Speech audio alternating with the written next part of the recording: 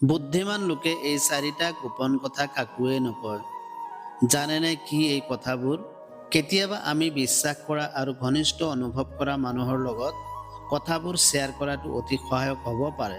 সেইবোৰ কথা কি কি যিবোৰ আপুনি নিজৰ মাজতে সীমাবদ্ধ কৰি ৰাখিব লাগে? জানিবলৈ আজিৰ ভিডিঅ'টো শেষলৈকে চাব। কেতিয়াবা আমি বিশ্বাস কৰা আৰু ঘনিষ্ঠ অনুভৱ কৰা মানুহৰ লগত কথাবোৰ শ্বেয়াৰ কৰাটো অতি সহায়ক হ'ব পাৰে।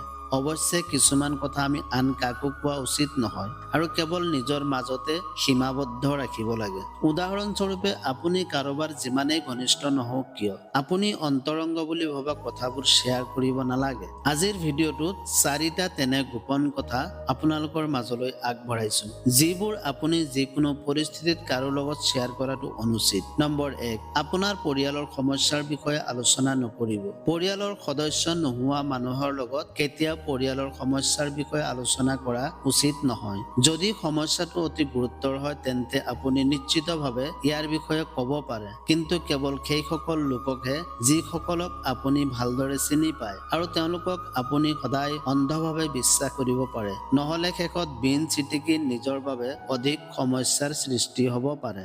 নম্বৰ 2, আমাৰ হাতত থকা বস্তুবোৰৰ কথা কোৱাটো দেখুৱাই দিয়াৰ দৰেই ই এক অতি মূৰ্খ গুণ। আপুনি মাজে মাজে আপোনাৰ বজাৰ কৰা বা আইডিয়াৰ বিষয়ে আনক ক'ব পাৰে, কিন্তু প্ৰতিবাৰেই একে কাম কৰাটো আপোনাৰ ক্ষতি হ'ব পাৰে। জীৱনত যদি আপুনি ভাগ্যৱান হয় তেন্তে নিজৰ লগত সুখী হওক, কাৰণ আন কাৰোবাৰ ইমান ভাল ভাগ্য নাথাকিবও পাৰে আৰু আপোনাৰ চেহেৰাবোৰে তেওঁলোকক আঘাত দিব পাৰে। নম্বৰ 3, ভাল কামবোৰ নিজৰ মাজতে ৰাখিব লাগে। যদি আপুনি কিবা এটা ভাল কাম কৰিছে তেন্তে ইয়াৰ অৰ্থ এইটো নহয় যে আপুনি সকলোকে সেই বিষয়ে ক'ব লাগে। কেৱল নিজৰ বাবে ভাল কাম কৰিবলৈ চেষ্টা কৰক, কাৰণ মানুহৰ পৰা প্ৰশংসা পোৱাটো নিজৰ কাৰণে সিমান গুৰুত্বপূৰ্ণ নহয়। নম্বৰ 4, আপোনাৰ সম্পৰ্কৰ সমস্যাৰ কথা কাকো নক'ব। যদি আপোনাৰ সংগী চুটি স্বভাৱৰ, হিংসাত্মক প্ৰৱণতা থকা আৰু সকলো সময়তে অশ্লীল ভাষা ব্যৱহাৰ কৰে, তেন্তে আপুনি নিশ্চিতভাৱে বাহিৰৰ সহায় বিচৰা উচিত। যিকোনো পৰিস্থিতিত তেওঁলোকৰ লগত থকাটো আপোনাৰ বাবে উচিত নহয়। কিন্তু যদি আপুনি আপোনাৰ সম্পৰ্কত আন কিবা এটাৰ অভিযোগ কৰি আছে, যেনে আপোনাৰ সংগীয়ে আপোনাৰ পিতৃ-মাতৃক এৰাই চলাটো, তেনে বন্ধ কৰক।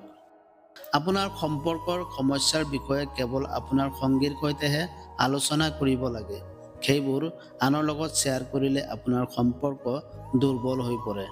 প্ৰিয় দৰ্শক, আপুনি যদি বুদ্ধিমান তেন্তে এই 4টা কথা কেতিয়াও কাৰো আগত প্ৰকাশ নকৰিব, অন্যথা আপোনাৰ জীৱনত বেমেজালিৰ সৃষ্টি হ'ব পাৰে।